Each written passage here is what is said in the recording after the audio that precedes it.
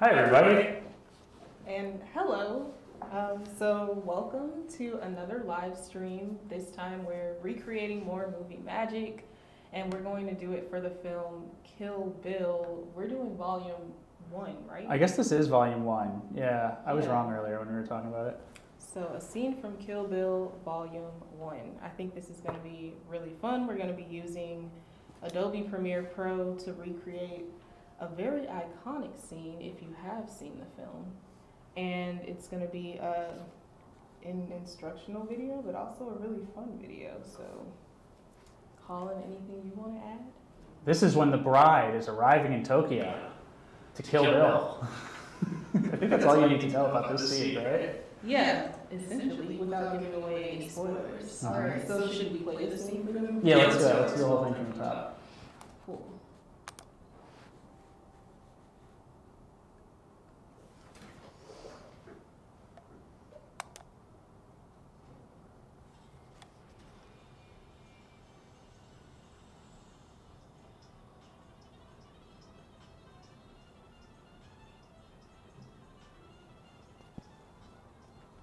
That's it, right? That's all we're doing? Yep. It looks so easy when you watch it cut down to 15 seconds or something. It does. What's the total time of those shots? Like how far into the video did you end up? It looks like it stops at about, I definitely still have this music playing. It looks like it stops at about, let's say, 13 seconds. So, Sounds like 2 hours of work to me. definitely. All right, so let's hop into Adobe Premiere Pro.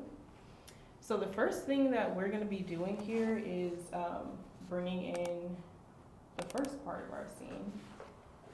And I guess maybe I should talk about the interface of Adobe Premiere Pro for anyone who hasn't used it before. So essentially with Adobe Premiere Pro, it's very similar to other Adobe applications. So if you've used Photoshop, Illustrator, or any of the other Adobe apps, then you'll be familiar with the idea of layers and also all of the way that the panels are set up. So here we have our source monitor, and this is where we can see the different assets that we're going to be working with. Down below that, I'll just click on each one so they're highlighted in blue. That's where we have our media browser as well as our like the actual project that we're working on. So in our media browser, we can just look at all of the different assets that are on our computer and bring them into the source monitor to start editing and bringing things onto our timeline. And speaking of timeline, in the bottom right corner, you'll see the timeline. So it's set up very similar to other Adobe apps where we have layers. You'll see that these layers are labeled by either a video layer or an audio layer. So we have about 3 video layers showing and then 3 audio layers showing, but I believe you can add more than that if you need to. So essentially you're just bringing things from your source monitor into your timeline, and that's how you're creating the project that you're working with. Up here in this top right corner, you can see the actual, like the video that you have so far. So right now, I think I have that first part where we kind of get this really cool motion blur in the beginning of the scene. And I can go ahead and play that, but then I'm gonna take it off so I can show you how I put it over here. On the far right, hopefully I have these directions right. So on the far right, you have all of your effects, your essential graphics panel, essential sound. You can work with color grading here. You have your Creative Cloud libraries. If you do have the Creative Cloud app, you can access whatever you have in your libraries. You can look at your history, so what you've done so far. And then you can also just look at the information of the project that you're working with. So I've already put something onto our timeline, but I'm gonna go back so that I haven't imported that, and I'm gonna show you how I did that.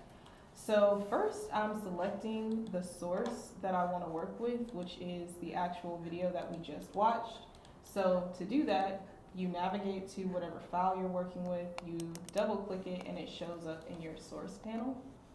Once you have that up, you'll be using this blue marker to decide your in and out points. And your in and out points are essentially determining where the video is going to start and where the video is going to stop. And then you can bring that clip over into your timeline. So we could create our own motion blur if we wanted to using Essential Graphics. We could definitely do that from scratch, but just for the sake of time, we can go ahead and bring this shot in from the video that we're working with. So I already know that my endpoint is going to be right at the start of the video clip. So I'll go ahead and mark in. And if you hover over these different tools, you can see what they do. So mark in kind of looks like a bracket that's pointing to the left, and then marking out kind of looks like a bracket that's pointing to the right. So I only need a few seconds of this video clip. I'm not going to use the entire thing, so I can play it. And the good thing about Adobe Premiere Pro is that you have a lot of control over where the video is stopping. Like, you can literally go frame by frame if you need to. So I know that I only need a few seconds, like literally 1 second of this clip. So I'm going to mark my out point right here. And I do want to bring in just the video clip, because I think we're going to create our own audio layer so we don't have any like overlap with the audio from the video and then trying to match that up to the new audio that we're going to create. So I'm just going to bring in the video only. You can also choose to drag audio only if you want to, which is labeled by this kind of like waveform looking image. Or you can bring in both at the same time by clicking inside of the source and dragging it to your timeline. So I'm just going to bring in the video only, so I'm going to click on this and I'm going to drag it over to my timeline. And now when I press play over here, my program monitor, I can see that come across the screen. And I actually see that I don't have enough of that, so I'm just going to drag it out a little bit more. So that's very quick. Let me drag that out a tad bit more and see if I can get more of that motion blur. Okay, I think that might be good enough. So about 4 seconds of a motion blur before we transition to the next scene. All right, so maybe I should actually show my face at some point in this instead of just showing what's going on the, oops, it's on Colin. All right, so we have our first clip in our timeline, and next what we're gonna do is start working with the next scene. So for this next scene, we actually went and recorded our own footage so that we could have our Uma Thurman, who is being played by the lovely Colin that you see right here. You can send my Oscar to Raleigh. I'm not going to California to pick it up. We will. You're definitely going to get that. So we recorded this video right here in the libraries down at the Ask Us desk. So it kind of looks like Colin, playing Uma Thurman, is getting their plane ticket so that they can board the plane. So let's go ahead and drag that in and see what that looks like. So we had a few takes that we used from here. I think this is the one that we're actually going to use though. And I've already marked my in and out points just because I was kind of working in this before. So let's play that and see what it looks like. All right, so we get a very passionate turn from Colin here, asking for a ticket to Tokyo, and we're gonna drag this into our timeline, and it's gonna lock in right beside the footage that we just put in with that motion blur screen. So let's go ahead and take the video and the audio. So I'm gonna click inside of the source, and I'm gonna drag it down, and it will kind of just like automatically lock into the previous clip that we have. So now let's look at what this is looking like so far. Let's press play.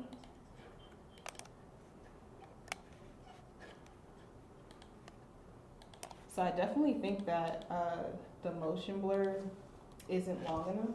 So I'm gonna do Control Z. It's since I'm using a PC instead of Command-Z. If you're using a Mac, you would use Command-Z. I'm gonna undo that, and I'm gonna just drag this out a little bit more so we can get more of the motion blur. All right, I think I might have the whole thing now, perfect. Now I'm gonna go back over to my source, and I'm gonna drag that where it needs to be, and let's press play one more time. You can press your space bar instead of play on the screen. All right, cool. So we have the first two shots of the scene. The next part of the scene, I believe, is, I might have to bring it up so I can see it again. All right, so after we get that one ticket to Tokyo, please, then we see Uma actually, or the bride, I should say, actually picking up the ticket. So here we're gonna actually have to film the shot so that we can show it. And I think we're gonna do that right now. Got Once we get everything set up. a tripod that can point down.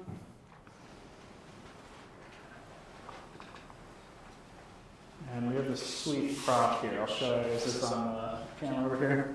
Yes. So this is an old departmental mail envelope that has been kicking around down in our offices in the library for longer than I've been allowed to drive, probably. So it looks a lot like that plane ticket. It has the elements of red. One thing, they stylized the plane ticket with the plane, so maybe later on when we're doing the plane shot, we do like NC State branding on it or something. But so this is what we're going to use to make that. And then we've got our camcorder, right? Yes. And I'm just over here in the background noodling in Blender essentially for the later 3D shots. So we can put my stuff aside.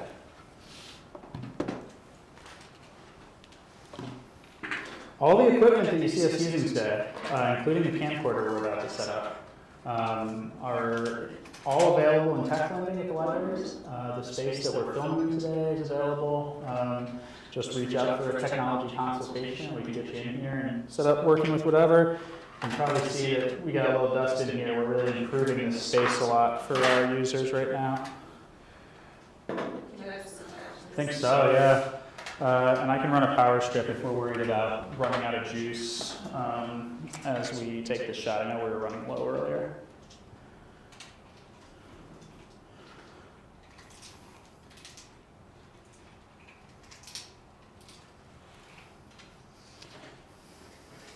If you find yourself watching this stream and you're this far into it, thank you, first off. I think it was a good decision by you. And secondly, you should go see Avatar. If you haven't seen Avatar yet, and you like movie magic, there's a lot of movie magic in that one. And I'm going to watch Everything, Everywhere, All at Once this weekend, which I have not seen somehow. Yeah, it's like the movie I wanted to see last year, and it just kept happening. Or I did not end up seeing it.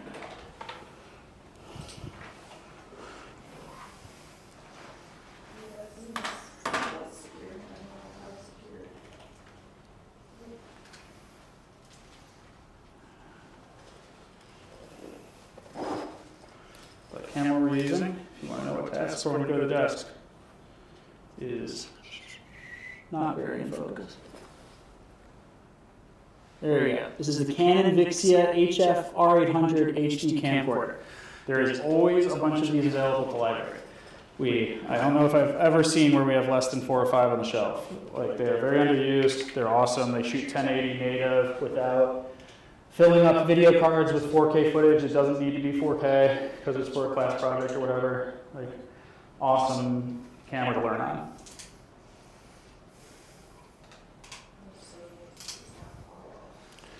Go.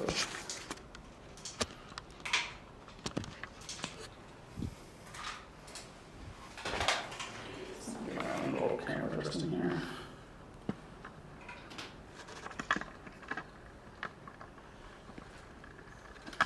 Did you also get the tripod and everything? Yeah, the tripod is also available on Tech Lending. Tripods are currently special request, so I encourage you. We sometimes have some for walk-up, but increasingly rare. So if you have a big project for your class or whatever, totally worth throwing a special request in. We will never roll our eyes at having received a special request. It makes our job a lot easier to help you. Let's go to power in. Isn't this like the weirdest little power slot? I don't know that I've ever used this as a charger. So I often pop the faceplate off on these to put the camera on.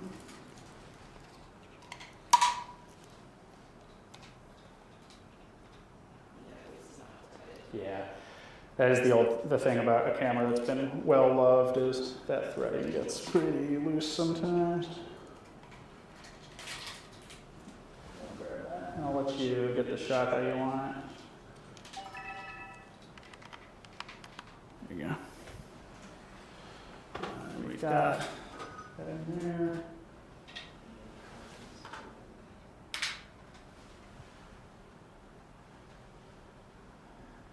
Oh yeah, it's very picky about this. It needs it closed. I guess I know why. But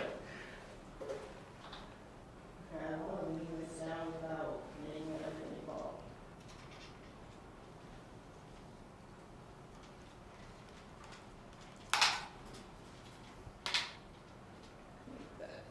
yeah, I'll let you tinker with the finer details there. And if the light from the ceiling, the fluorescents are too strong on that black surface here, and we're getting glaring, which you might be, we can put something down, or we can turn the top lights off and use diffuse lights. Yeah, it is kind of intimidating,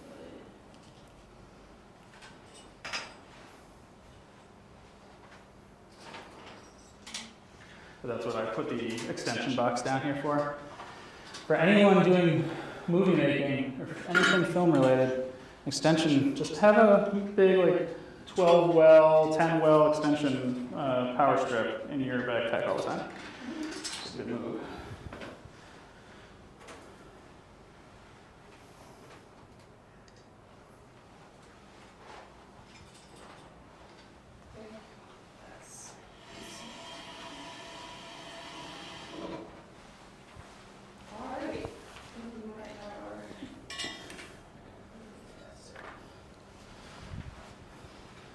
This stuff out of the way just so we don't waste takes having caught it.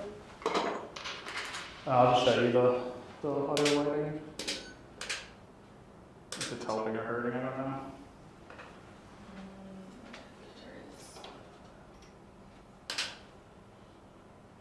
that might be too bright. Can I roll over in that? Yeah, I think it's better. Fluorescence? Cool. Yeah. Plug that so it doesn't trip us up.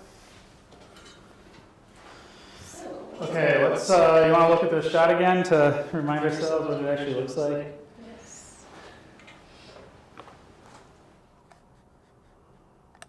Oh, heavy on the hands. Their hands take up a lot of the envelope there, doesn't it?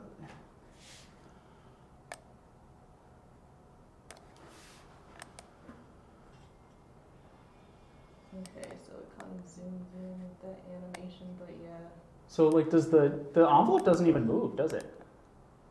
Nope. They just frame it really tight, which you can do with a crop later, I'd imagine. And then just, it's really about the hand coming in?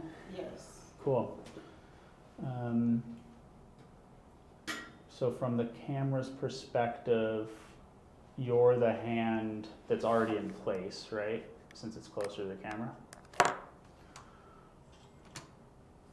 Yes, that's what it looks like. Actually, I need to zoom out a little bit.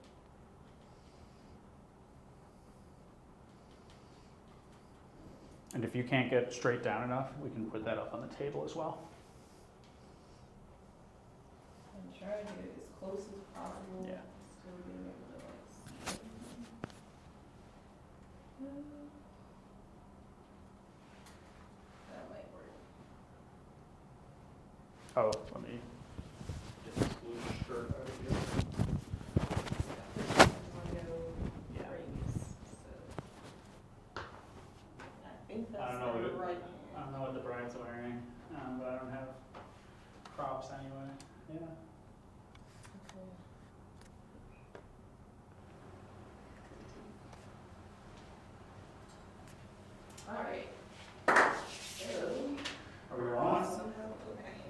Let's go ahead and start. Yeah, I think like, okay.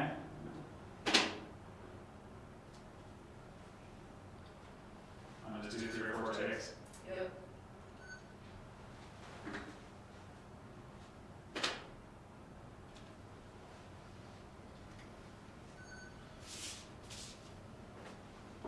Let's go the wrong way.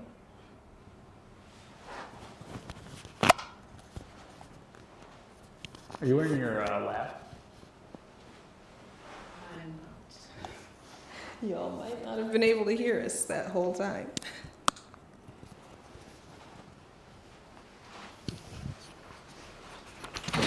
Feel free. A little echoey. You want us to take one down? Okay, cool, thank you. Shout out to Ariane, the actual movie magic maker. All right, let's get one more take.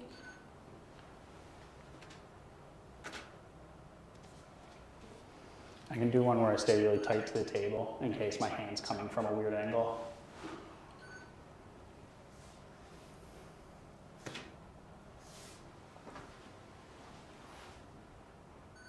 Okay, I feel like we probably got something good out of those. Let's Nice. play at least one back.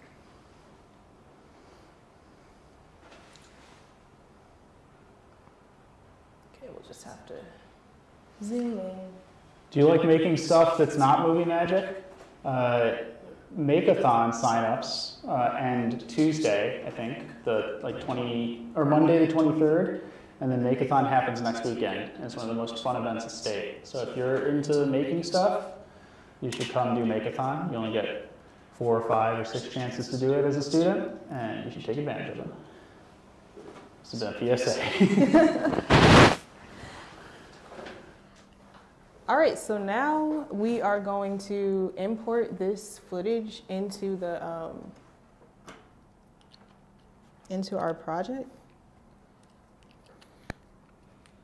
And all I'm doing is taking the SD card and connecting it to this computer.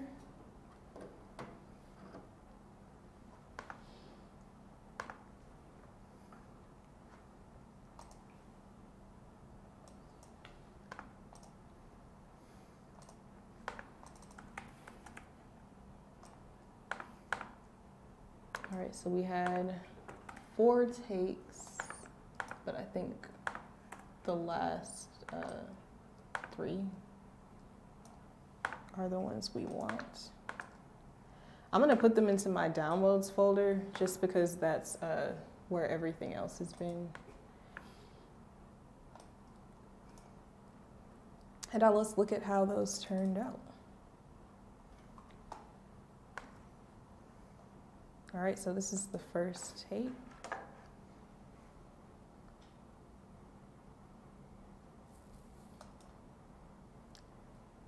I think that one looks pretty good. Here's another take. Okay, I think that one looks pretty good too. I think the lighting though looks better in this one. So let's go ahead and use this clip. I'm gonna again select my in and out points. So of course the hand was already on the envelope. So we know that our in point will be wherever the hand is. And then our out point is gonna be where the second hand is. And we wanna give enough time so that we can kind of have that like animated effect where it zooms into the envelope and shows the airplane flying. All right. So we can go all the way back to the beginning and let's kind of see like what this is looking like so far.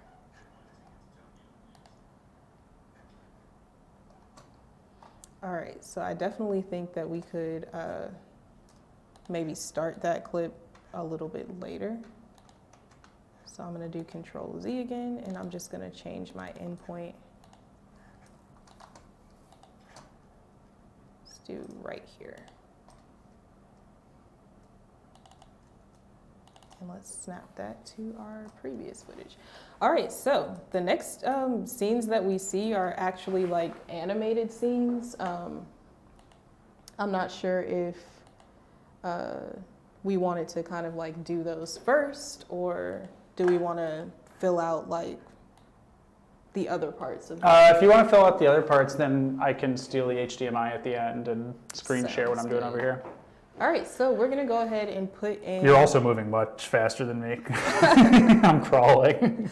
We're gonna go ahead and put in the next, I guess, physical scene that we have, which is, I believe, the bride sitting on the plane. But let's look that over one more time. All right, so after we see the plane flying, then we see the bride sitting on the plane and looking out of the window. So that's gonna be the next scene that we're gonna put in, and we've already recorded that one. So I'll go ahead and bring that in. Okay, so this shot has a few more shadows that are kind of similar to what we saw with the bride. Definitely have to zoom in. And I think this one was a little bit closer, but.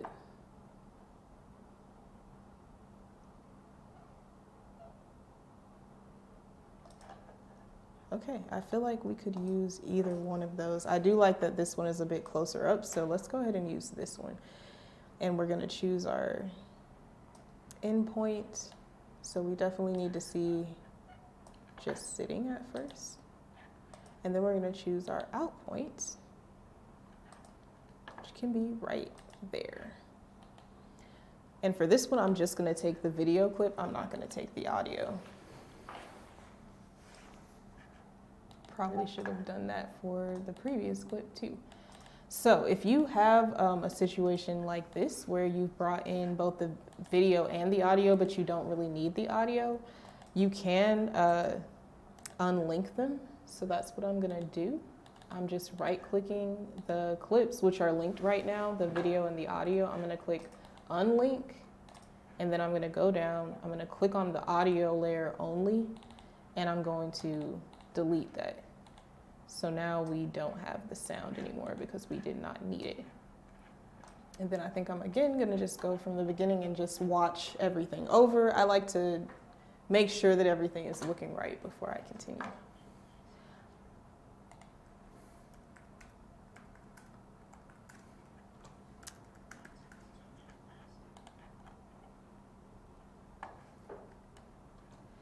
Okay, so I think the only thing I'm seeing is that maybe that clip with our hands could be a little bit longer to give time for the animation to kind of happen. So I'm gonna drag that out a little bit more.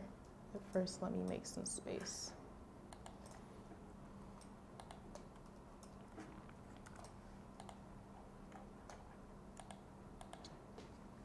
Okay, so we definitely have to stop it before the hand moves away. Okay, well that might be kind of short, but I think it'll work. Okay, so we have all of those scenes so far, and I think that might be our last scene with the bride looking out the window, but let's just make sure. Can you color grade that slightly? Like, to make it a little redder, the shot we have? Yeah, let's. Because the one from the film is like really distinctly red, and I'll probably do the exterior plane shot really red. Okay, so we're looking at this hand shot, and I think there are multiple ways that you could color grade, but the Lumetri color is, I think, gives you the most control. I'm really not an expert on color grading, so I'm not even going to pretend that I am. I think that there are different options that you could choose from as far as templates. So we need something that's very red. This says red, so. Oh yeah, that, and also that shot I might be better than, it's the one where she's sitting by the window is like super red, I think. Oh, so I'm on the wrong one. Yeah, like, whereas ours is very like white light kind of. Okay, these are definitely black and white. So I think what we can do is just add red to the actual video. So shadow tint, highlight tint. I don't know, let's just see what happens. So I'm clicking on shadow tint right now, and I'm just kind of dragging up to the red. Oh, that actually gives us a good effect. And now I'm clicking in highlight tint, and I'm similarly dragging to the red. But Whoa, cool. okay, so we're definitely getting that red effect. I don't know how similar it is to the film, but we can see how that looks in comparison to the original clip. Okay, so that's how ours looks. Now let's see how it looks in the source.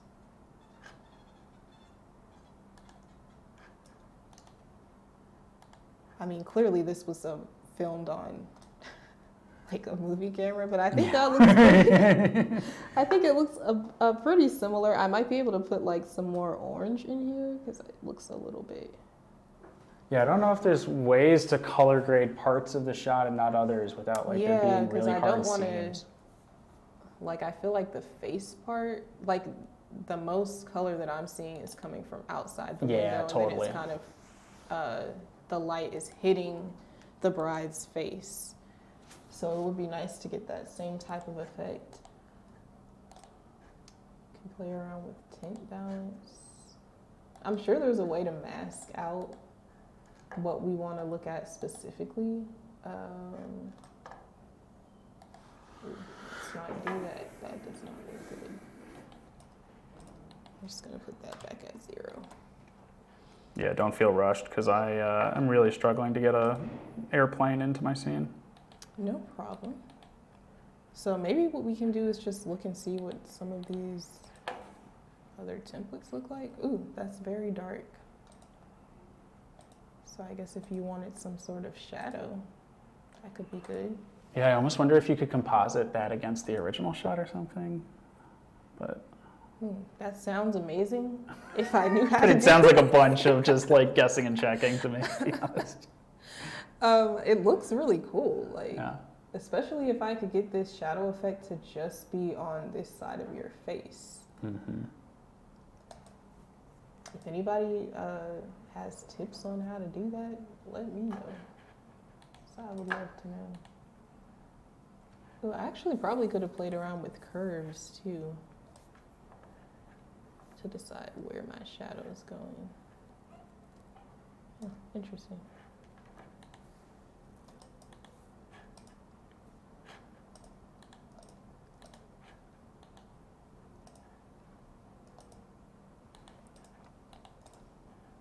I'm just kind of cycling through these different templates to see what they look like. I think that's one, a good way to get used to the interface that you're working with, and then two, is just a good way to see what types of effects you could do in the actual app.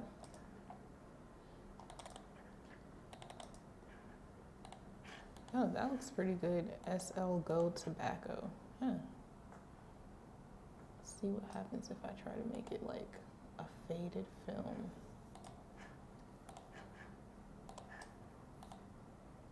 Okay, sharpening probably is not gonna help us here, so let's not do that. Maybe vibrance. See too much of that. Degrades our footage. I also don't think saturation is really helpful.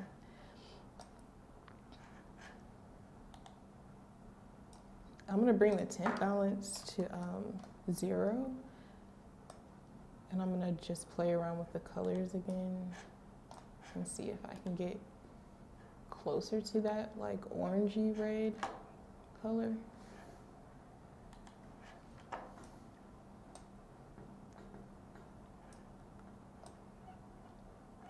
I definitely see more effect happening with when I use the shadow tint rather than the highlight tint.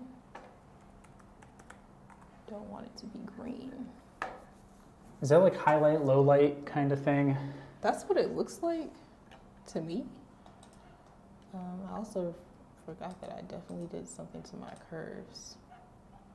Ooh, that makes it super red. I actually think that looks like the scene where we hear that like alarm. If you've seen Kill Bill, then you'll know what I'm talking about. But whenever something is about to go down, then you see this like very red color. Doesn't necessarily happen in this scene, but could be relevant. Yeah, that movie has a lot of color grading in it, just generally, I think. It's like kind of from that era when Hollywood was like falling in love with color grading, or like at the time they were calling it color correction, but I think a lot of people don't like that term anymore. But everybody was trying to be like Roger Deakins after Oh Brother, Where Art Thou, where he just went absolutely ham on the color correction. I definitely feel like a lot of Quentin Tarantino movies are very, like, the colors pop out. Mm-hmm.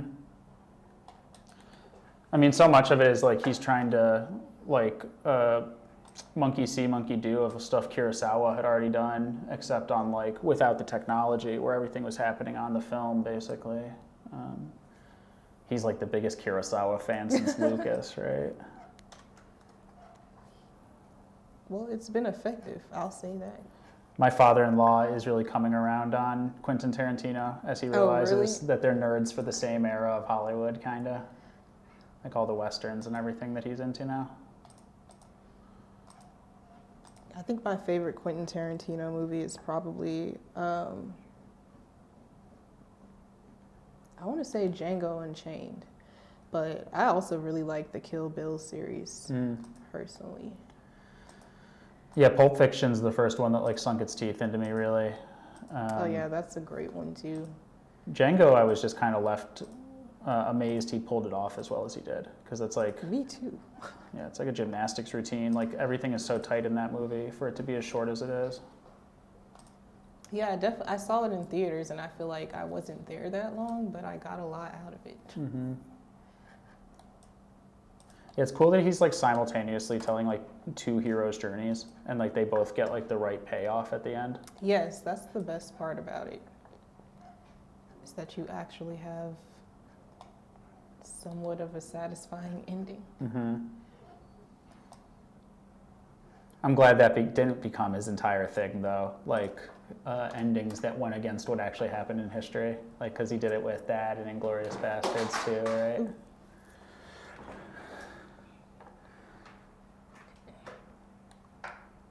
Oh, so you see it automatically saved. I probably should have been saving as well as I've been going through here, so let me go ahead and save it myself. That's really important when you're working with any Adobe app, is to save like every few minutes so that you don't lose anything, but most of the time Adobe will do the autosave setting if you have that on. You still want to make sure that you're manually saving it though. So I feel like I have this orange tint. It's not in the right places, so I definitely need to figure out how to mask something out, which would be incredibly helpful here. I feel like I could do that better in Photoshop than with video. I haven't worked enough with Adobe Premiere Pro to know exactly how to mask something out. That color looks perfect, though. It's like exactly the shade from outside the window. Yeah, it's like if I can only just get it in that window, that would be perfect. I don't think Essential Graphics is gonna help me here. There could be an effect though that could be helpful.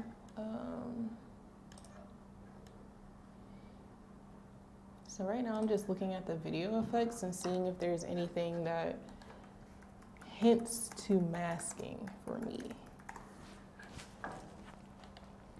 I think this is also a good time to plug in that if you want to achieve a certain effect, but maybe you don't know exactly how to do that, you could always go to LinkedIn Learning. So if you're an NC State student or part of the NC State community, does everybody have access to it?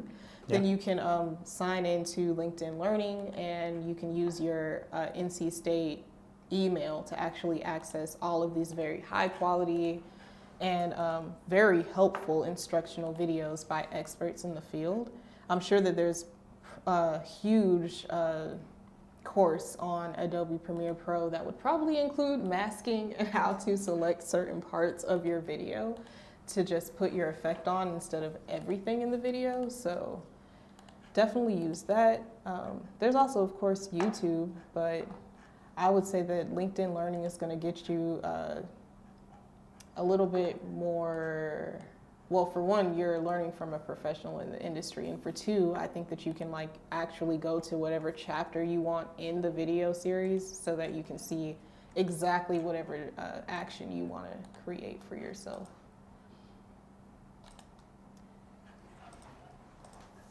So there's some cinematic color grading presets that we could have used, that we probably still could use if we wanted to do something really cool with this.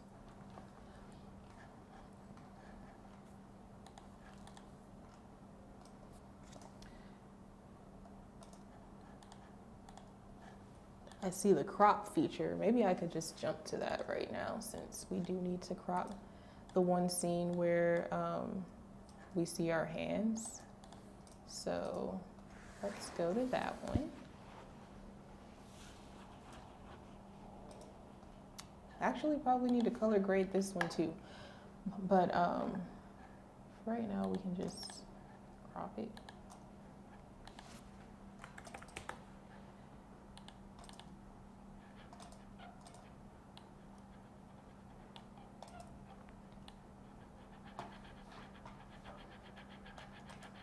So you'll see that you have a bunch of different panels that you can look at. I'm going to my Effect Controls panel because I do want to try to crop this a little bit.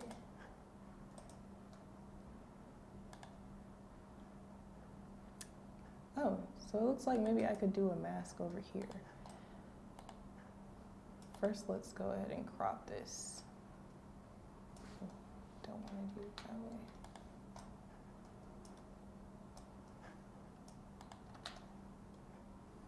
Oh, I'm creating a mask. So maybe I could have done this to create a mask on the previous clip so that I could just have the orange showing in the background. I'm going to try that in a second, but for right now, this is kind of a weird angle to be looking at this from, but okay, that's better. So they're giving me this rectangle that I can use to crop stuff out. Definitely trying to, it's turning into a polygon. I think I have to move all of the points to actually select whatever it is that I want to see. I also don't want this to like change what my video orientation is, because if I do it this way, I might turn this into some sort of like video that looks like it was filmed on an iPhone, but let's see what happens. The black of the table might be black enough that you could put it against just a swatch or something if that ends up happening. Oh, it'll cut the finger off though. Yeah, that's the only thing. This might not be the best way to do this.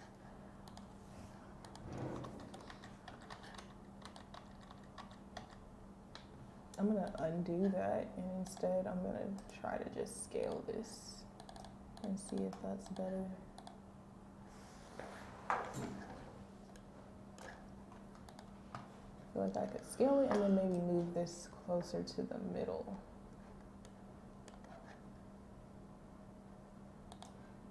That actually looks decent.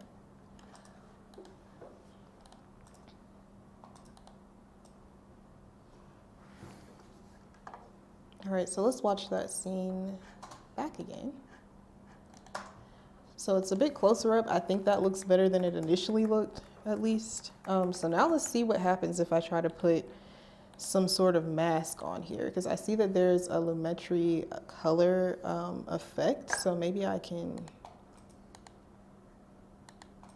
use this to make a mask. Let's see.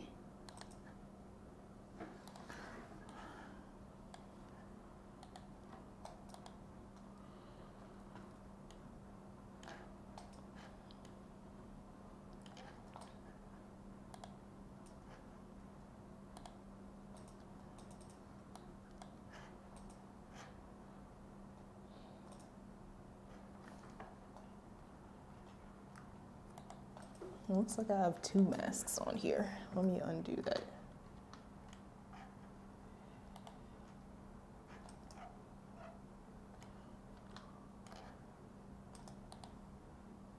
Can I free draw using the pen tool? Huh.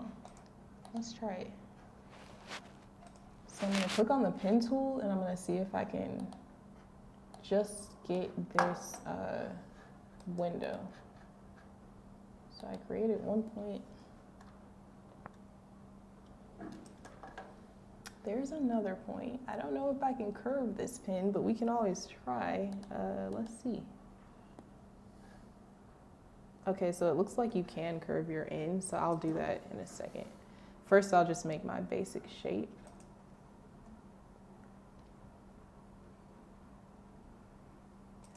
I'll put a point right there and I'll fix that in a second.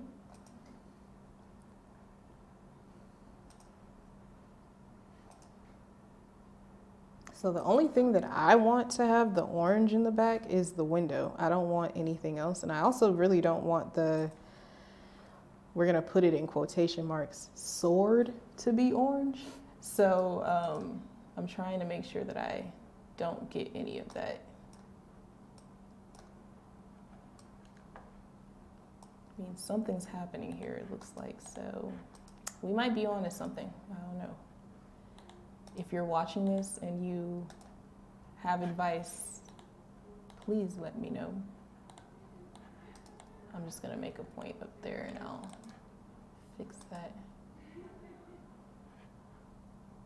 I really like using the pen tool in Photoshop or Illustrator. I've never used the pen tool like ever in Adobe Premiere Pro, so this is my first time. Does it feel the same or different, like tool-wise? It feels the same. Oh, wow, I just did it. I created a mask. That like works pretty magically. Yeah, I just have to like refine my points. And I'm not sure why the orange now is like totally, like it's only on the trees, but I think I can fix that. This is probably the most sloppy mask that y'all have ever seen, but hey, we don't have that much time, so we're trying to, you know, do things quickly. That actually looks pretty good. I'm shocked. All right, so I have a mask here. I just need to make sure that my, like the color grading that I did is as effective as it was. So maybe I was, let's see if I can go back to what I had. Okay, so I'm gonna take that off.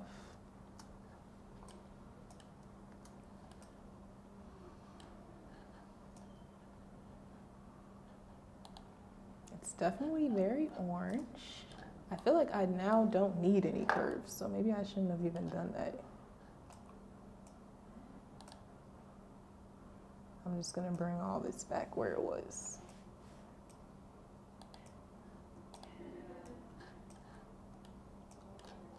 Okay, I think I definitely needed the curves. Let's go back to what that was.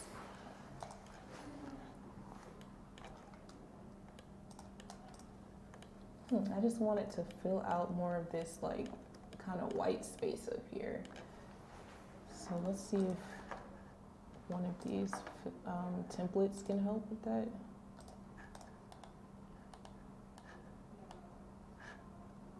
I don't know if they have this in Adobe Premiere Pro, but in Photoshop they have like a burn and dodge tool that you can use to make, when you're masking, to kind of like make certain areas more, to clean up your mask, basically. I don't see that on here, so not sure if I can do that, but I do see that I can like invert my mask. So if I wanted to reverse where the orange is, I could do that.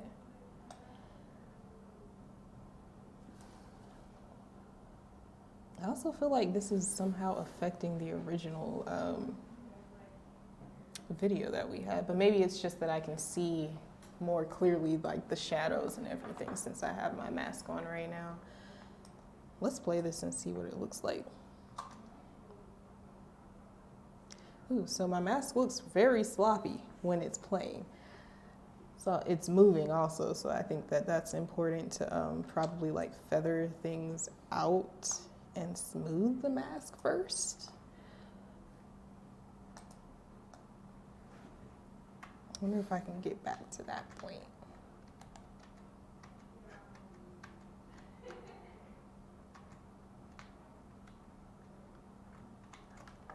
I'm literally Control-Zing my way backwards.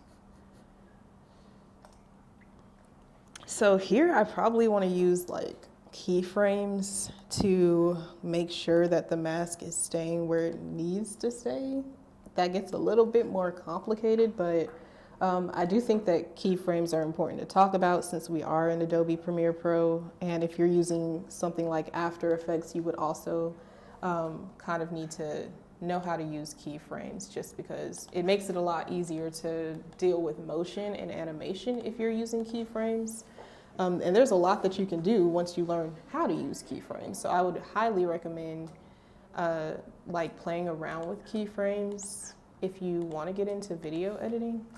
I'm gonna move my mask back where it was initially, and then I'm gonna kind of demo how keyframes work. So at this point, my mask is kind of moved all around. Let's go back to the PC. So I'm just putting it back where it roughly needs to be. It also probably would help if I had like more points in my path. Right now I don't really have that many points. I think I could also zoom in to make this a lot more efficient, but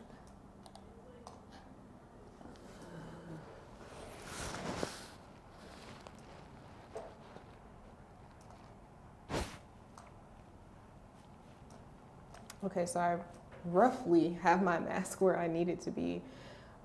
And if I wanted to start keyframing this, what I would do is toggle animation. So I've placed a keyframe at this point, I think. So now we can see that like we clearly need to move the mask when the head moves. Otherwise it's all gonna be affected.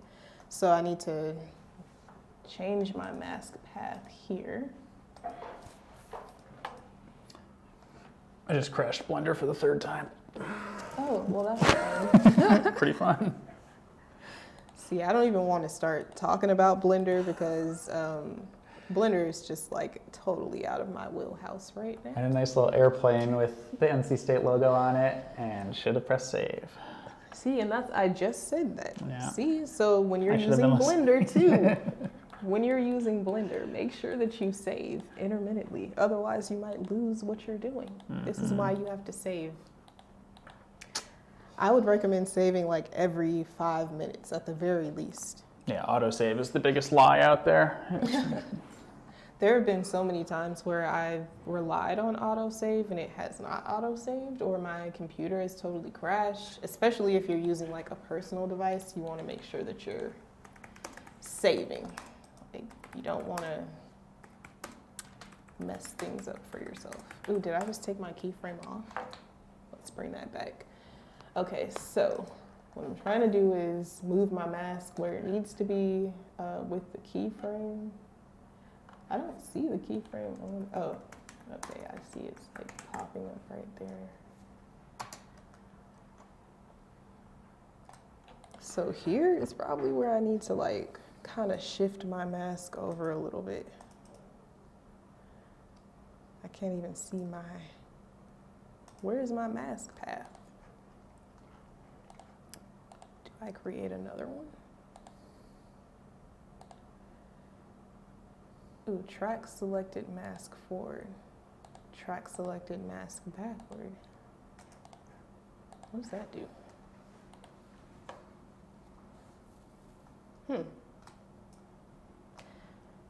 I don't know what tracking does, y'all, but maybe that might help me because it just came back up. So I'm gonna fix my path here and use keyframes again so that it's not moving where it doesn't need to move. So clearly this is a situation where having more points in my path would be helpful because I can't get every single area that I need to, but let's put a keyframe here too. Wait, this action will delete existing keyframes. I don't want to do that. I probably did something when I clicked on tracking. It's like it's not actually tracking. I wonder, do I have to manually do that? See, LinkedIn Learning. I'm gonna plug that one more time.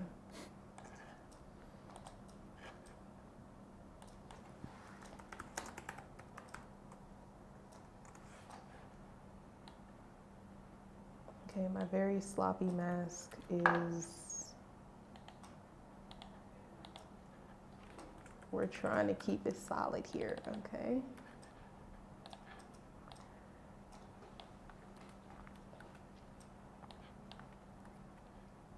So is my mask kind of moving around? It looks like it is. Like when I clicked on this tracking thing, it allows me to move the mask around with my subject. Interesting. I would love to play around more with this. I'm definitely gonna have to take some time, watch some tutorials to see how I can do more animation. 'Cause I'm trying to be, you know, a producer of content, so I need to know these things. My way of doing this is so lazy and inefficient. Like, this is way better. I've like done a bunch of compositing to get around this before, where I'm just like, I'll like just color grade the entire shot, and then I'll like loop like the actor in this and the prop, and then I would just composite them over the top on top of their color graded versions. But there's like a limit to that because you get that hard line at the end of your loop cut, right? Like when I see people do color correction is like a thing that I completely slept on how powerful it can be for like amateur filmmaking. Yeah, what I would do, like if I was trying to color grade something just on my own, I would definitely be like color grading the entire video clip at one time. And I would not go back and composite or mask anything because I didn't know how to. So I feel like I'm learning, well, I am learning a new skill right now. And I don't know if this is more effective than your way, Colin. I mean, probably if I knew what I was doing right now, it would be more effective, but it's working. It's doing something. Well, it lets the computer do the math, and computers are pretty good at math. So, yeah. Like all those fall-offs and everything that you get access to. It's way better than me, trust me. You don't want to rely on me to do any type of math at all. I should probably play this back just to see what's happening. And if anything is... Okay, I see it kind of moving. This looks like an amateur film right now that I'm creating for my film class that I'm actually not enrolled in, but maybe I should enroll in. So I have no idea if my mask is actually moving the way that it's supposed to with those 2 edits that I did. I mean, it kind of looks like it was, but I'm not 100% sure. I feel like with the keyframes, I could see it easier. But yeah, here I'm not 100% sure what's happening. As you can see, it kind of pops back into place like here. Did I do something here? Y'all tell me in the comments if you're watching this live. What did I do to make that happen? This is a problem area right here. Oh, I can actually add keyframes as I go. So let's do that. I feel like at this point, this is getting like really tedious, which is probably like everything that people are afraid of with Adobe apps. But I also feel like it's really good because you see how you can do the same things that major directors or content creators or whoever it is that you're inspired by when you're making media are doing. You just have to play around with stuff and try it. I also wonder what this would be, what this editing process would be like if I was using something like DaVinci Resolve, which I've tried to learn recently, and it's pretty similar to Premiere Pro, but apparently is used in the industry a lot. So that's another app to kind of like be aware of. We have that in the digital media lab, so if anybody wants to play around with it, you can. I'm gonna add a keyframe here.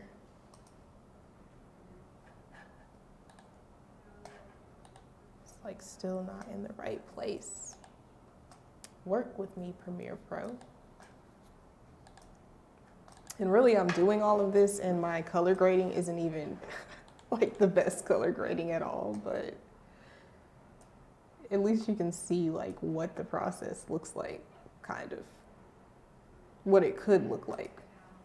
Another thing about Premiere Pro and any Adobe app is that everybody's editing process is going to be different. So just like Colin is saying that he does like compositing when he's doing color grading, like clearly I have some different method that's emerging right now.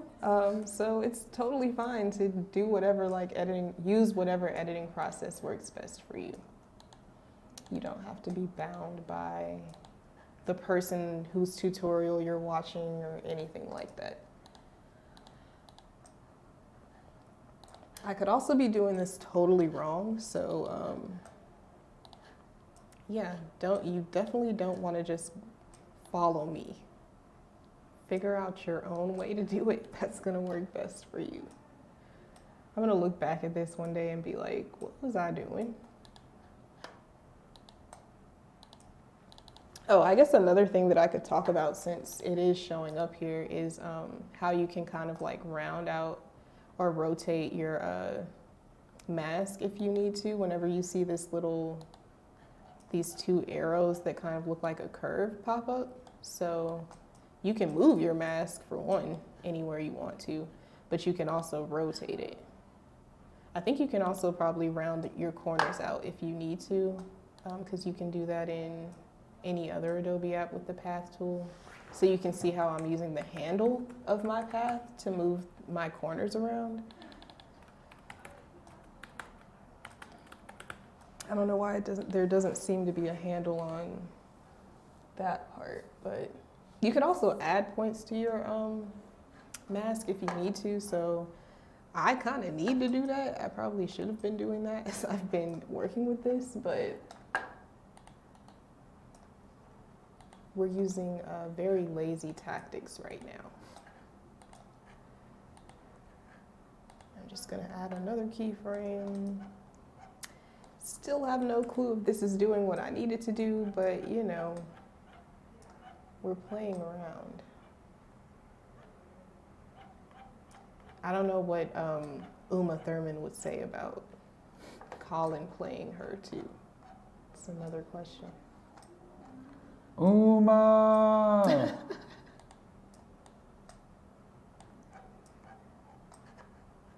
Also, like, if you're watching this, in the comments, let us know what is your favorite scene in Kill Bill, Volume 1 or Volume 2. Isn't there a 3? There might be a 3. It's a trilogy, I think. So what's your favorite scene from Kill Bill? I think my favorite scene is probably the fight that happens with Lucy Liu's character, and I think the character is named Go-Go, that has like the ball and chain.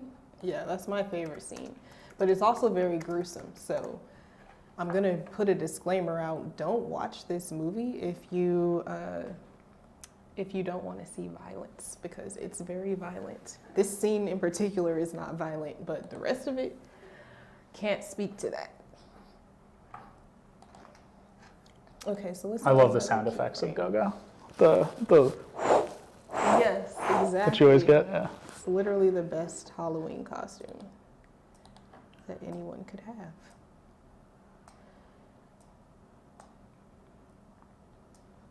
So I'm continuing to play around with this path / mask. Is there something else that I could probably be doing to improve this video? Yes, I think so. But I've become fixated on this mask. I'm continuing to add keyframes and I don't know if they're actually keyframing. I should probably at this point watch it back again. So let's see what's happening.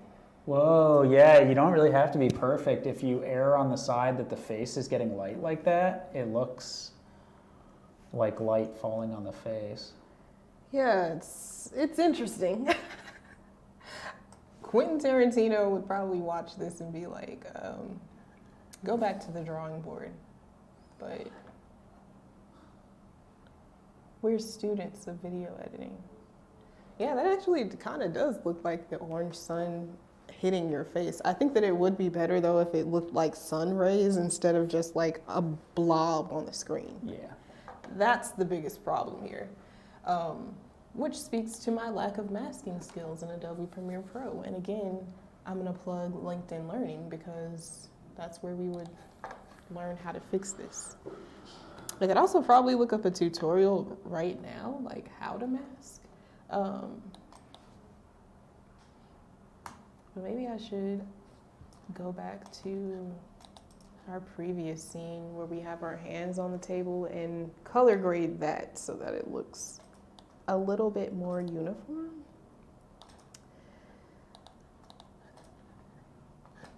I feel like these templates are cool, but like, I don't know, a lot of them I would probably try to mess around with to make them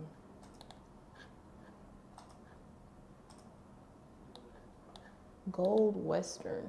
That looks interesting. I do think that once we put like a template on top of a clip, then we have to kind of do that to the rest of them. Otherwise, things don't look the same.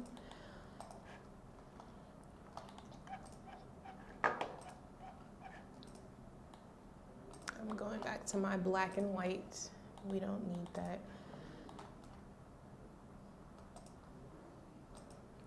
I don't really like any of these, to be honest.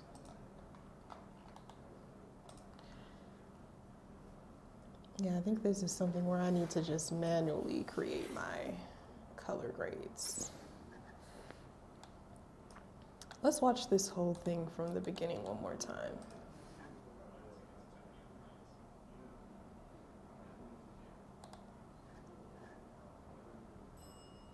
Ooh, I kind of see now what the tracking is doing because it's like kind of looking at the points, it seems like. I could be totally wrong with this, I'm just guessing.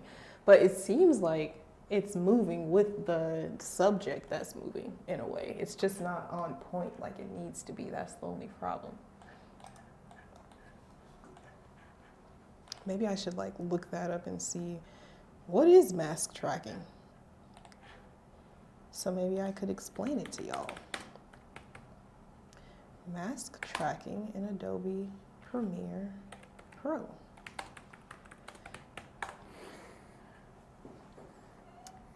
Actually, I'm gonna pull this up on the computer because I think that would be helpful to be able to see. So you get to see my face for a second.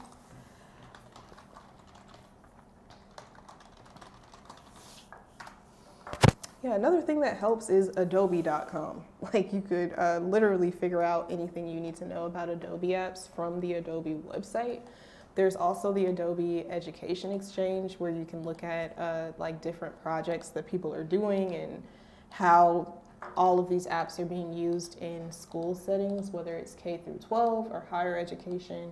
So you can get a lot of cool ideas for like projects that you can practice with or effects and tools that you can use in the apps. And they also have like a huge library of tutorials. And this is not only on their website, but also on like in the app. You can use the Learn panel to access tutorials while you're using Adobe Premiere Pro or any other Adobe app. All right, so masking and tracking in Premiere Pro. So it looks like you could use this to blur somebody out if you wanted to use the mosaic effect. I ended up using the pen tool. And it says that you can use the pen tool to create freeform shapes. So I was right in that aspect because I did need a freeform shape, not a rectangle or a circle.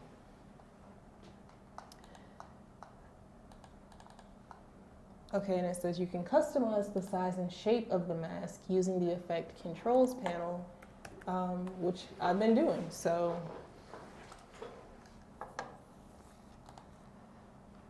now let's look at more about masks. I don't really think we need to talk about like opacity, feathering, and expansion because at this point, I don't think that's necessary. I could probably benefit from feathering out my mask so that it's more accurate, but this is what I was looking for. Mask tracking in Premiere Pro. Okay, so it does say that Premiere Pro can let the mask automatically follow the object as it moves from one frame to another. So now I'm wondering if it would make more sense for me to have masked out Colin/Uma's face instead of the window. That way it would actually track the face because I'm thinking that it's tracking the window instead, which is not moving because it's still in place. So let's go back to what we had. Dang, that means that I might have to like delete this whole thing, but that's okay. So we can always bring it back if we need to.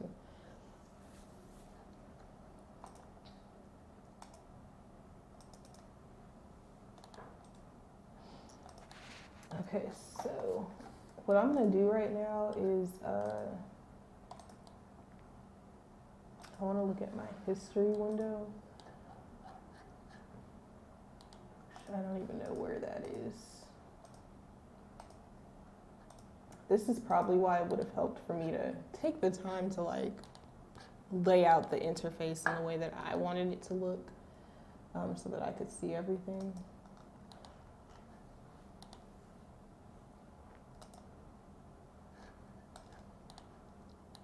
So probably just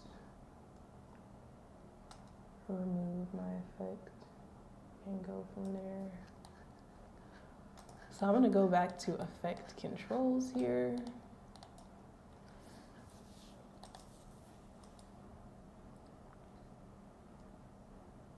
I'm just gonna clear my mask that I created because I don't need it right now.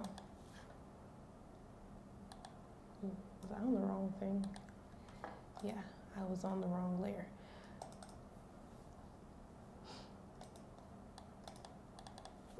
Okay, so this is what I'm clearing out. I just don't want it anymore. I also don't want any of the color grading at all. Okay, so let's go back to the beginning of this clip, and instead of masking out the window, I'm gonna mask out Colin's face. So let's see what that looks like.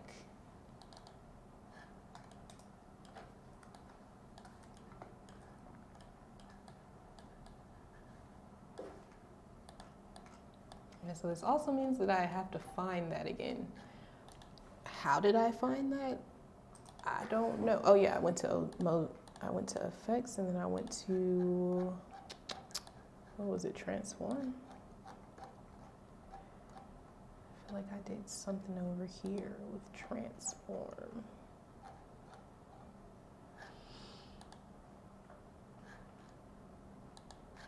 Someone in the comments, tell me, what did I do to get to masking in the first place? Okay. Maybe instead, let's just go back to the page we were just looking at so we can find it.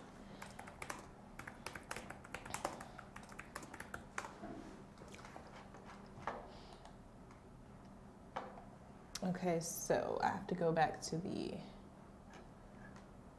first I have to do my effect, then I have to create my mask. Got it.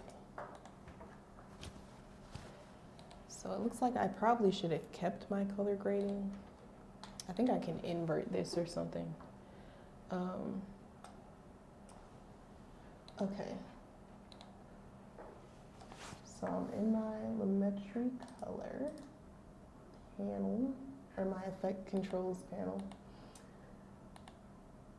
I'm gonna click on my pen tool and I'm gonna start masking out Colin. I also think this might be kind of hard with the hair, but we're gonna try it. I'm gonna try to do as many points as possible this time so that I'm not like kind of struggling with adjusting my mask if I need to. I don't need to rotate it though.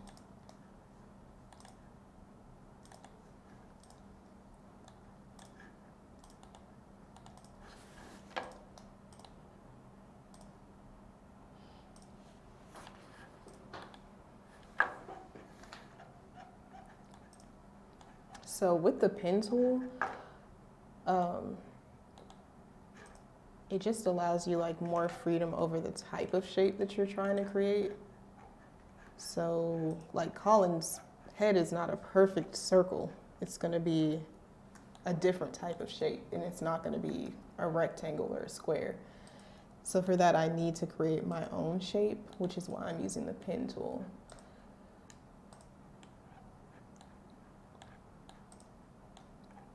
I'll probably add some more points to this as I'm going, but for right now, if we just get the central shape we need, we should be good. I also want to join this path, so I'm just gonna do that. Okay, so now I think, for one, what I need to do is probably invert my mask so that the orange is the opposite way. But I also need to make sure that my mask is just around the head so that I can track that instead of tracking anything else. Okay, I definitely need another point right there. So the more points that you add to your path with your pen tool, the more control you have over the shape. I think it also helps to like zoom in to things so that you can see it better, which, yeah, in that aspect, I'm not helping y'all out by being zoomed out, but it's a little bit easier for me this way right now, so we're gonna stick with it.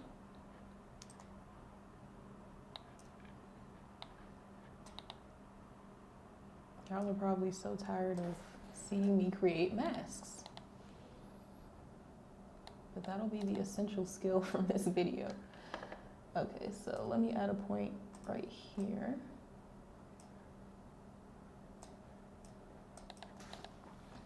Oops, don't want to rotate it. But I probably do want to try to use my handle in some places to like make this more curved.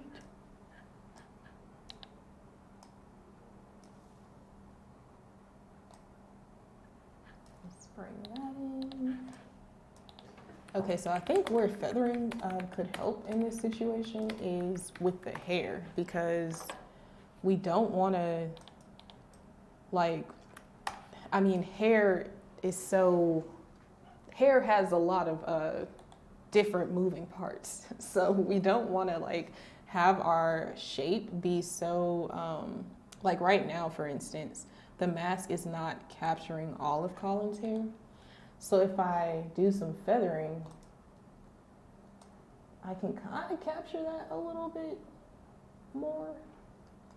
So you can see that's just like bringing the mask out a little bit, it looks like a glow, but it's not really a glow.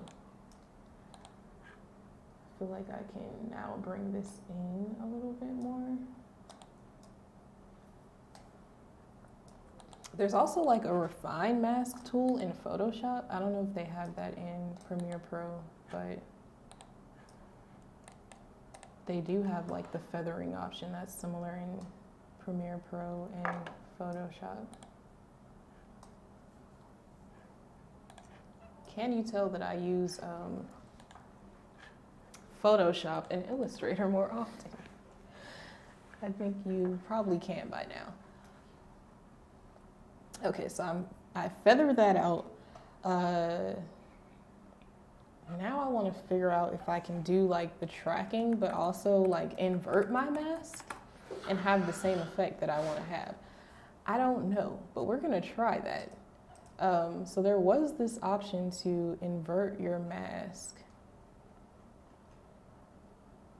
Do I see that now? Okay, I think I just inverted it. So I did that. Now mask tracking. So track selected mask forward or backward. Okay, well our scene is starting right here. If I'm tracking the selected mask forward, I think that applies to like the rest of the clip moving forward. So let's click that. And maybe it'll automatically do it for me. That doesn't look like what I needed it to do, but let's see.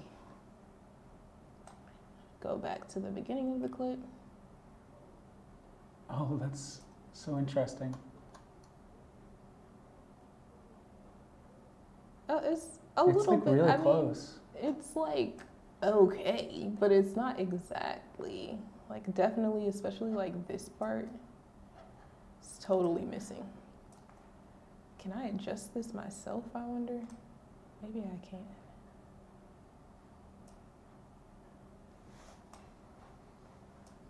Waiting to see if this works. I still, of course, need to fix my initial color grade, but we'll worry about that later. This might end up being multiple parts, actually. So if you're tuning in now, then you're probably gonna see us still recreating a scene from Kill Bill later. Okay, it's like bring that in and bring that in. Did that do anything? I don't know. Let's see. Not the most accurate. I'm sure there's a way to fix that. I definitely think it looks better than what I initially did, though. I'll say that. I probably should have also masked the wall. I just thought about that. Wow, see, y'all in the comments, I need you to tell me these things so that I remember. Because clearly I'm forgetting. So I should have masked out the wall and Colin's head / face so that it was just, I also probably should have masked out the other side of the wall and our sword that we have. So yeah, there are a bunch of things that I need to. Can those be separate masks? So that one is like an animated mask following the head and the others stay in place? That's a really good question. I wonder if I can create a new mask. I wonder if I need to do another layer for that, or if I can do it on this layer. Let's try it. Whoops, okay, so touching that, I don't know if I just took my whole mask away. I think I did. So I probably need another layer. If I duplicate this layer, maybe I can do it that way.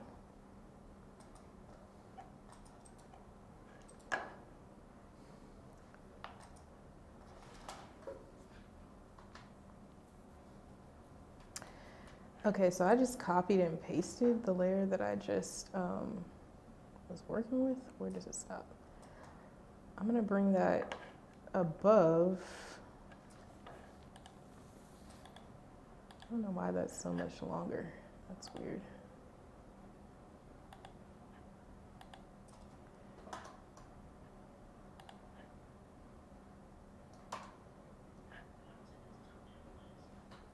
Oh, we get to see it from the beginning. Yeah, clearly I did something wrong there. Because one clip was like super short and the other was long.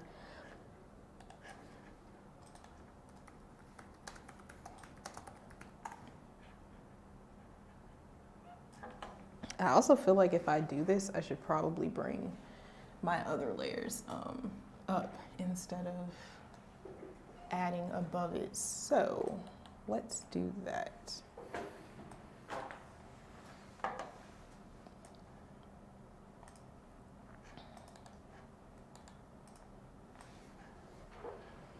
I'm gonna go back to the beginning. I'm gonna highlight everything that I have, and I'm just gonna bring it up a layer.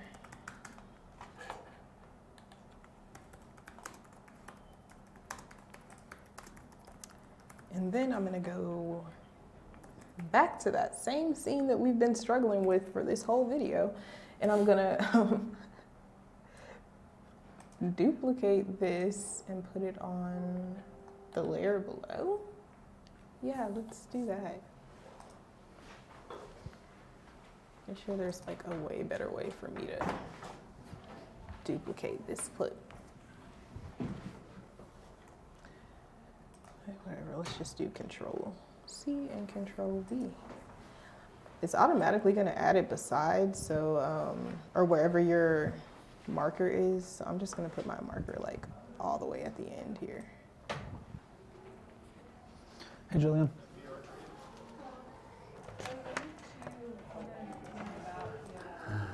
Our weeks keep getting jacked up, don't they? Is this your usual shift? There we go. Okay. Do you want to just find a Did I time and throw paste something it? on my calendar? My next week is way easier than this week. I lost a I day. I don't didn't think I expect to pasted this it. week because I worked Okay, too let's much on the copy it weekend, again. and so I wasn't here yesterday. And then drag my marker over here. Paste it. Maurika and I are just wrapping a Okay, stream up cool. across So the it hall did right now. paste on the bottom layer like I needed it to, just not in the right space. It might. I'm gonna drag this back so that it's like snapping to the beginning of the other clip. So they're just I think the overlaid goal on is top to of each remove other. you from this schedule eventually. And then I'm gonna try And to it's create a just that mask on between like us being closed for a the couple other days that we layer. didn't And I'll expect, just and that drag jacked it. the whole It should schedule up. be And then the above. hiring process, it's like you're the first priority to get taken off the schedule, so we free you up to just do Pentair stuff. Broomstick which will pay slash better, too. sword, then I might need to have that layer above the layer. Okay, I'm gonna run across the hall so I catch the end of our stream here. Oh, it automatically saved just now, and I have not been saving, so let me do that manually really quickly. I just don't trust the auto save all the time. Like it says that it's auto saving, but is it really auto saving? There is an auto save folder though, usually if you have that setting on so that you can find everything that's been auto saved. Okay, so now I have the two layers on top of each other, and I need to create a mask, separate masks for the wall and then a mask for our sword. Really, I need to mask out the window here. Maybe I should do that. Okay, so let's create a new mask. For this one, I'm gonna do the same thing that I just did, where I made a mask for the window. And I'm gonna see how that works. With my other mask, that'll be tracking. Because I can probably move these things around so that everything looks how it should.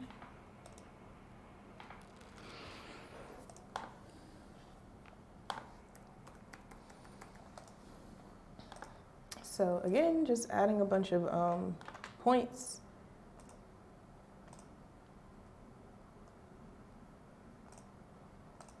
And then I'm gonna fix this.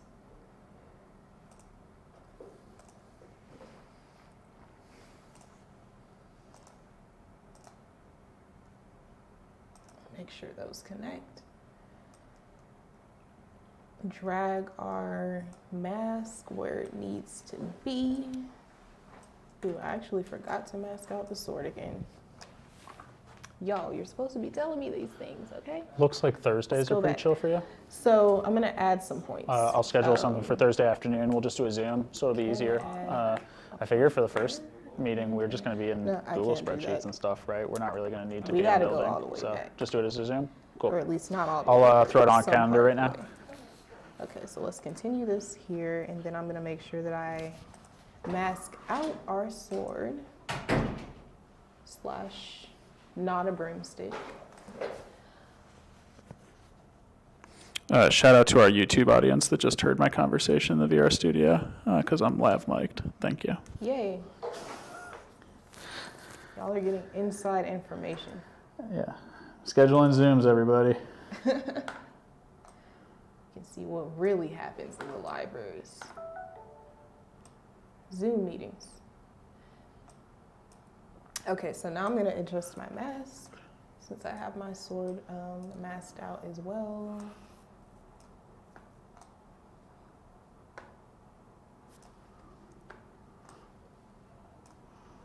It's like horrible for a perfectionist. I'm low-key a perfectionist, so I really do want this to look perfect, but it's probably not gonna look perfect in this first round. If you ever accidentally click something like I've been doing this entire live, then all you have to do is Control Z or Command Z and you undo it.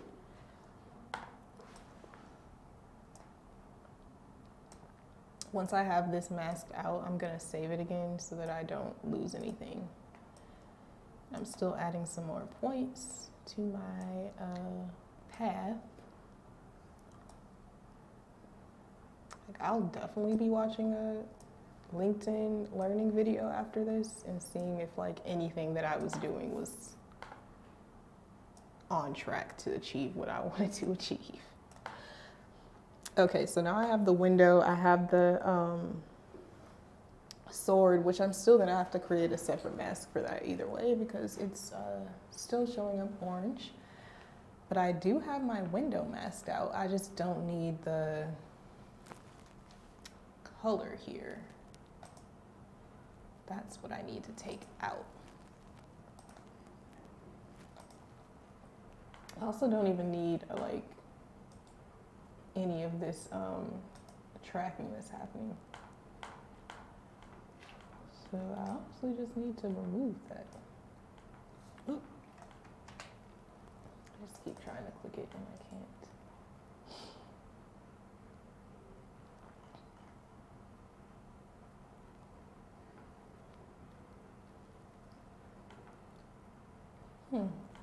Those are the keyframes.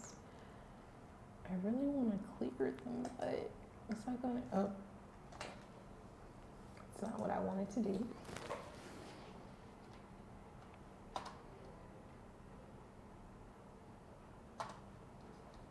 Okay, so I have two masks. I have multiple things going on here. Now the big thing is making sure that on this first clip, I don't have the, should I invert? No, I shouldn't invert this. Or maybe I should do it the opposite way and then bring it below. Nope. If I do it the opposite way and then, wow, like how is that more effective than, like here it seems like it's tracking the whole entire face properly. But I just need if to you do invert the it, it opposite doesn't. way. Okay, so let's see. Do I need to re-invert that and then go back and make that invert?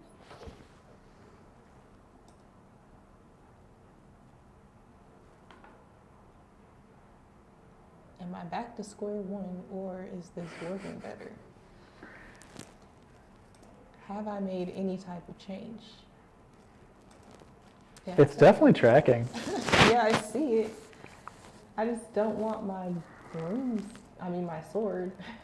Yeah, I kind of wonder if it's like an order of the lanes thing, like that if you put additional masks, they need to either be like in lanes above or below or something. Yeah, there's something with this. I think for one, I need to take my the color off of one of these. I just don't know which one, and like, I shouldn't be scared because I can always undo. Mm-hmm. So that's not a big deal. But one of these shouldn't have any type of color correction on it.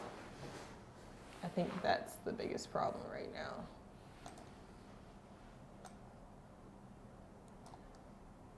So if I bring that down to 0,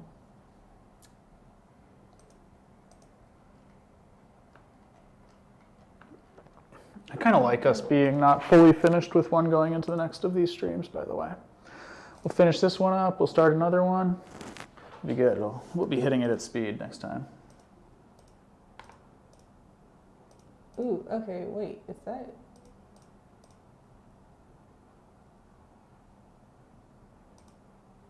I feel like I'm getting somewhat closer, but still quite far away.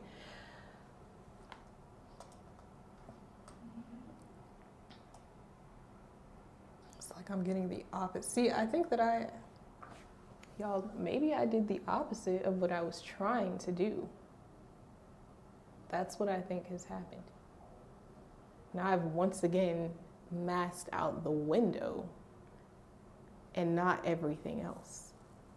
Okay, let's go back to the PC and see how I could possibly fix this. I'm inverting things.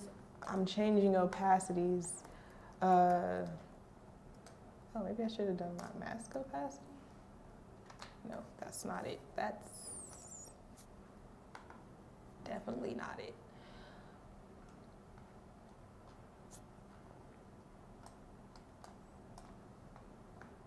If I bring that down to 0.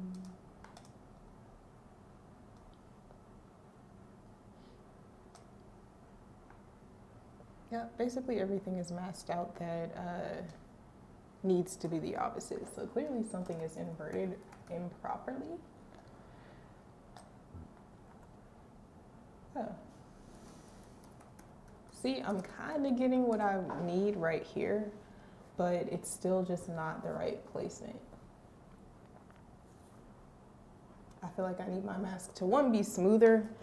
I need it to track properly, which I'm sure that there's like a better way to do that. I wonder if there's a way to, and y'all can definitely leave this in the comments for our next stream, but I wonder if there's a way to like select and mask your subject like you can do in Photoshop, where it automatically does that for you, and then do the mask tracking so that it wouldn't have, like basically I would have my sword, Colin's face, and the sides beside the window, like the wall, not color graded right now. Because that's essentially what I'm trying to achieve. And I somewhat see it happening here, but my sword / broomstick is still masked out. So I must have done something like the opposite way at a certain point. Another thing that I guess I can show right now is how you can like hide different layers. So if you don't want to see something, you can click this little eye, and it kind of like hides, or it doesn't kind of, it hides the layer from you. Yeah, I don't know. I think I'm gonna have to play around with these, the positioning of these. We're about 5 minutes out. If you want to, at any point here, get us to a stopping point and we can summarize what we got done today and what we got to do next time. Yeah, Probably so at that point. it doesn't seem like it's been that long, but it has been this long of you watching me create masks and try to recreate this movie magic by Quentin Tarantino. I think that so far what we've done is pretty solid. Like, we have all of our foundational video elements in here. We have the beginning motion blur. We have the scene where Uma is trying to get a ticket, and then the scene where we actually see the exchange of the ticket. There is going to be the animation portion of that where it zooms into the ticket and you can see like the airplane and like kind of like it maps out where she's going in a way in that animation. And then we have the scene in here where Uma, the bride, is looking out of the window. We just have to figure out how to do this color grading properly and how to mask this out properly. So I think by our next stream, we'll be able to fix that. We'll be able to add the animation, and we'll also go ahead and add our music underneath so that we can officially have our scene from Kill Bill Volume 1. So yeah, I definitely appreciate all of y'all for rocking with us this afternoon on a Friday, learning how to use Adobe Premiere Pro, me learning new things in Adobe Premiere Pro as I'm going along, and hopefully not embarrassing myself for the future, but we will come back to this and fix it all.